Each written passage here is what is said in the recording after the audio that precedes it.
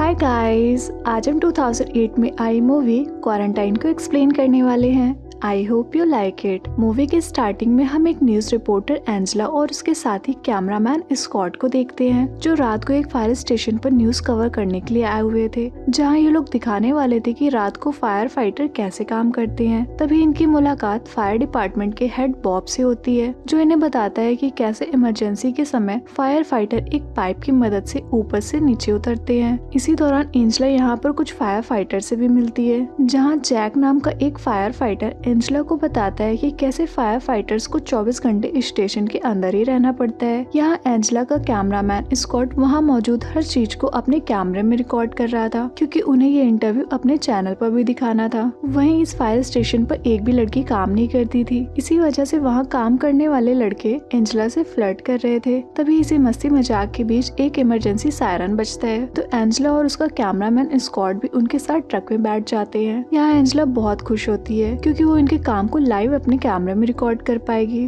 और फिर वो लोग उस जगह पर पहुंच जाते हैं, जहां उस अपार्टमेंट का मालिक इन्हें बताता है कि काफी देर से एक रूम से किसी औरत के चिल्लाने की आवाज आ रही है। यहाँ 2 पुलिस वाले भी इनके आने से पहले ही पहुंच चुके थे, और फिर वो सब उस घर के दरवाजे को तोड़कर अंदर जाते हैं, और तभी उस घर से एक डॉग भागकर बाहर निकल जाता है। वहीं इन्हें उस घर के अंदर एक बूढ़ी औरत मिलती है, जो खून से लथपथ और बहुत ज्यादा घबराई हुई थी। पर तभी अचानक वो औरत एक पुलिस वाले पर अटैक कर देती है और उसे बहुत बुरी तरह से काटने लगती है। तो फ्लेचर उस औरत को काबू करने की कोशिश करता है, और जैक उस जख्मी पुलिस वाले को बाहर ले जाने लगता है। लेकिन नीचे जाकर इन्हें पता चलता है कि उस अपार्टमेंट का दरवाजा किसी ने बाहर से बंद कर दिया है। तो दूसरा पुलिस वाला अपने यूनिट से कॉल करके मदद मांगने की कोशिश करता है, लेकिन उसे कोई जवाब नहीं मिलता है। और तभी उस बिल्डिंग के बाहर कुछ पुलिस की गाड़ियां और एम्बुलेंस आ जाती हैं, और वो लोग अनाउंस करते हैं कि तुम सभी लोगों को बाहर निकालने की कोशिश की जा रही है। ये सुनकर ये लोग बाहर पुलिस वालों से बात करने की कोशिश करते हैं, और तभी फ्लेचर ऊपर से नीचे गिर जाता है, जो बहुत बुरी तरह से जख्मी हो जाता है। इस पर वो पुलिस वाला और जैक ऊपर चेक करने के लिए जाते हैं, जबकि एंजेला और स्कॉट को नीचे रुकने के लिए कहते हैं, लेकिन वो दोनों भी चुपचाप ऊपर चले जाते हैं। ऊपर ये लोग उसी बूढ़ी औरत के कमरे की तरफ जाते हैं, जहाँ से उसके चिल्लाने की आवाज आ रही होती है। यहाँ ये लोग सोच रहे होते हैं कि आखिर ये आवाजें कहाँ से आ रही हैं, कि तभी एक लड़की भागते हुए आती है और दीवार से टकराकर नीचे गिर जाती है। तभी उसकी आवाज सुनकर जैक भी वहाँ पहुँच जाता है, और उसे उस औरत के पास जाकर मालूम होता है कि अब वो लड़की मर चुकी है। और तभी वो बूढ़ी औरत उस कमरे से बाहर आ जाती है, जो बिल्कुल अब एक ज़ॉम्बी की तरह लग रही होती है। तो ये लोग समझ जाते हैं कि ये लड़की इसी औरत को देखकर भाग रही थी, और इसी औरत ने फ्लेचर को भी नीचे गिराया होगा। यहाँ वो पुलिस वाला उस औरत पर गन पॉइंट करके उसे अपने हाथ ऊपर करने के लिए कहता है, लेकिन वो औरत इन पर अटैक करने लगती है। तो पुलिस वाला उसे गोली मार देता है, जिससे उस बूढ़ी औरत की मौत हो जाती है। वहीं अब ये सब काफी बुरी तरह से डर चुके थे, इसलिए ये लोग उस बिल्डिंग में मौजूद सभी लोगों को एक एक करके नीचे जाने के लिए कहते हैं। और इसी दौरान उन्हें एक कमरे में एक लड़की दिखती है, जिसकी हालत काफी खराब होती है, और उसके मुंह से काफी झाग भी निकल रहा होता है। लेकिन ये लोग उस लड़की को भी नीचे ले जाते हैं। तभी नीचे आकर जैक और उस पुलिस वाले के बीच बहस हो जाती है। तो जैक पीछे के दरवाजे से बाहर निकलने की कोशिश करता है, लेकिन पीछे के दरवाजे को भी पुलिस ने लॉक कर दिया था। पर तभी उस बिल्डिंग का मालिक, वो बूढ़ा आदमी, जैक से कहता है कि उसे एक और दरवाजा मालूम है। तो वो चारों उस आदमी के साथ उस दरवाजे पर जाते हैं, लेकिन इनकी किस्मत इतनी खराब होती है कि पुलिस वाले इनके सामने ही उस दरवाजे को बंद कर देते हैं। तभी वहाँ पुलिस वाला भी आ जाता है, जहाँ इन सबके उस पुलिस वाले से बहस हो जाती है, क्योंकि इन सबको लगता है कि ये पुलिस वाला भी बाहर वाले पुलिस वालों के साथ मिला हुआ है, और इसे पहले से पता होता है कि इस बिल्डिंग को सील किया जाने वाला है। पर असल में उस पुलिस वाले को कुछ भी मालूम नहीं था। यहाँ ये लोग गुस्से में उस पुलिस वालों से धक्का मुक्की करने लगते हैं। तो वो पुलिस वाला अपने गन निकाल कर इन लोगों पर तान देता है, जिससे सबके सब पीछे हो जाते हैं। दरअसल गाइस, ये लोग क्यों डर रहे थे इसके बारे में किसी को कुछ भी मालूम नहीं था, और किस वजह से 2 लोगों की मौत हो गई है, और इन्हें इस बिल्डिंग से आखिर क्यों बाहर नहीं जाने दिया जा रहा है। फिर इसके बाद ये सभी घायल लोगों को एक कमरे में ले जाते हैं, जहां हम देखते हैं कि फ्लेचर के पैर की हड्डी चकनाचूर हो चुकी है। तो इनके बीच मौजूद एक डॉक्टर, जो इसी बिल्डिंग में रहता था, वो कुछ दवाइयाँ लेने के लिए अपने कमरे में जाता है। वहीं इधर एंजेला वहाँ मौजूद लोगों की इंटरव्यू लेने लगती है, क्योंकि अगर इन्हें यहाँ कुछ हो गया तो ये रिकॉर्डिंग लोगों के लिए प्रूफ होगा। इसी दौरान एंजेला एक छोटी बच्ची से भी बात करती है, जो काफी बीमार लग रही थी। यहाँ एंजेला उस लड़की से बात कर ही रही होती है कि तभी वो फ्लेचर अपने टूटे पैर के साथ चलते हुए वहाँ आ जाता है, जिसे देखकर वहाँ मौजूद सभी लोग काफी डर जाते हैं। ये देखकर वो डॉक्टर उसे बेहोशी का इंजेक्शन देकर एक टेबल पर लिटा देता है, जहाँ वो डॉक्टर इन्हें बताता है कि यहाँ जितने भी लोग बीमार हैं उन सभी के अंदर रेबीज के सिम्टम्स दिख रहे हैं, लेकिन इनकी बीमारी रेबीज से कई ज्यादा खतरनाक है, क्योंकि रेबीज का असर दिखने में महीनों लग जाते हैं, पर ये बीमारी कुछ ही मिनटों में फैल रही है। इसी दौरान दो लोग चुपके से ऊपर जाने लगते हैं तो एंजेला उन्हें पकड़ लेती है। तो वो दोनों उसे बताते हैं कि उनके रूम में एक टीवी है, जिससे हम पता लगा सकते हैं कि आखिर इस बिल्डिंग के बाहर क्या चल रहा है। ये सुनकर एंजेला और स्टॉक भी उनके साथ ऊपर चले जाते हैं, लेकिन जैसे ये लोग ऊपर जाते हैं तभी इनके सामने वही डॉग आ जाता है जो उस बूढ़ी औरत के कमरे से निकलकर भाग गया था। ये डॉग इन पर अटैक करने के लिए आगे बढ़ता है, लेकिन तभी वहाँ लिफ्ट से एक और आदमी आ जाता है, तो डॉग इन्हें छोड़कर उस आदमी पर अटैक करके मार देता है और ये लोग उस कुत्ते से अपनी जान बचाकर उस टीवी वाले रूम में जाते हैं, जहाँ ये टीवी को ऑन करते हैं और इन्हें न्यूज से पता चलता है कि इस बिल्डिंग को पूरी तरह से सील कर दिया गया है और इस बिल्डिंग में फंसे हुए लोगों को बाहर निकाल दिया गया है। अब ये न्यूज सुनकर ये लोग समझ जाते हैं कि अब इन लोगों को यहाँ से बाहर नहीं निकाला जाएगा, क्योंकि इन्हें क्वारंटीन कर दिया गया है। इसी दौरान यहाँ की लाइट चली जाती है और इस बिल्डिंग में अंधेरा हो जाता है। तभी इन्हें उस कमरे में किसी के आने की आहट होती है और तभी एक औरत भागते हुए इनकी तरफ आती है जो इन पर अटैक कर देती है। तो स्कॉट एंजेला को बचाने के लिए अपने कैमरे से उस औरत को मार मार कर खत्म कर देता है। आगे वो सब नीचे एक हॉल में इकट्ठा होते हैं और इन्हें पता चलता है कि बाहर से दो डॉक्टर अंदर आने वाले हैं जो बीमार लोगों का ब्लड टेस्ट करेंगे। तो इस पर वो डॉक्टर जो इस बिल्डिंग में रहता था वो बताता है कि रेबीज की बीमारी में ब्लड टेस्ट नहीं बल्कि ब्रेन सैंपल लिया जाता है। तभी बाहर से दो डॉक्टर अंदर आते हैं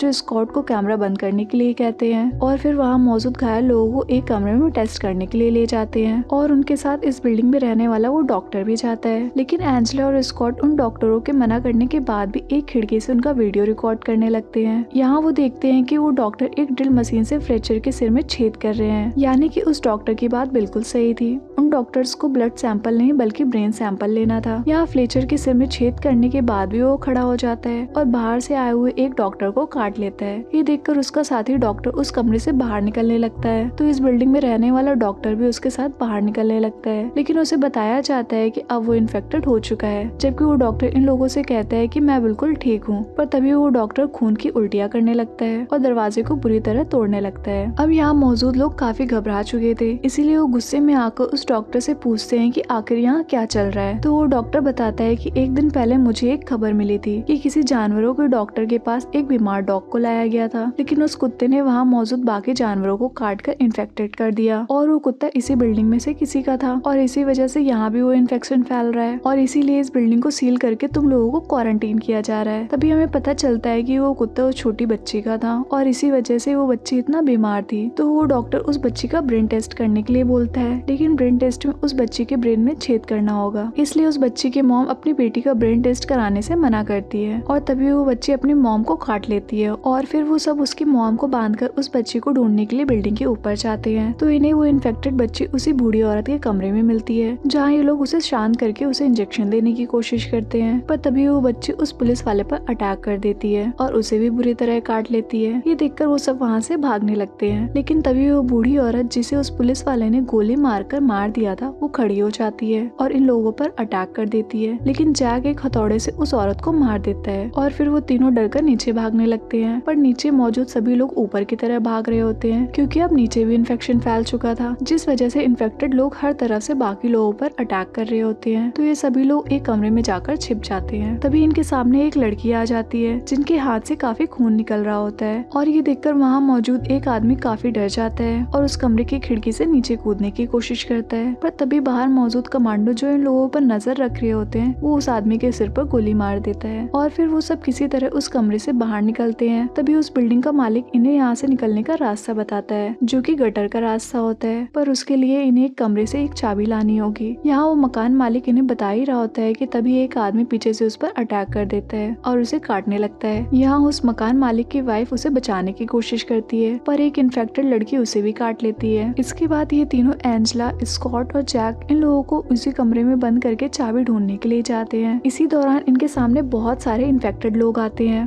पर ये लोग उन्हें मारते हुए किसी तरह उस कमरे तक पहुंच जाते हैं जहां पर वो चाबी रखी हुई थी, जिसकी मदद से ये लोग गटर के रास्ते से बाहर निकल सकते थे। वहीं एंजेला को यहाँ काफी सारी चाबियां मिलती हैं, तो एंजेला उन सभी चाबियों को लेकर नीचे जाती है। लेकिन नीचे जाकर जैक जैसे ही दरवाजा खोलता है, तभी यहाँ का मकान मालिक, जो कि अब पूरी तरह इन्फेक्टेड हो चुका था, वो जैक पर अटैक कर देता है। इसके साथ ही बहुत सारे इन्फेक्टेड लोग एंजेला और स्कॉट की तरफ आने लगते हैं, तो एंजेला और स्कॉट अपनी जान बचाने के लिए ऊपर की तरफ भागते हैं और फिर ये दोनों ऊपर की तरफ भागते भागते उस कमरे तक पहुंच जाते हैं, जो कि इस बिल्डिंग का आखिरी कमरा था। वहीं एंजेला के पास जो चाबियां होती है, उनमें से एक चाबी इस कमरे की भी होती है, और जब एंजेला और स्कॉट उस कमरे के अंदर जाते हैं तो वो देखते हैं कि उस कमरे में किसी तरह का एक्सपेरिमेंट चल रहा था, जहाँ इन्हें कुछ न्यूज़पेपर की कटिंग मिलती है, जिससे इन्हें पता चलता है कि इस कमरे में जो आदमी रह रहा था वो किसी कल्ट का मेंबर था, और ये एक ऐसी संस्था है जो इस दुनिया को बर्बाद करके एक नई दुनिया बनाना चाहती थी, और इसीलिए इस कमरे में रहने वाले आदमी ने सेना की लैब से बहुत ही खतरनाक वायरस को चुराया था, जो कि रेबीज से बनाया गया था, जो कि बहुत खतरनाक था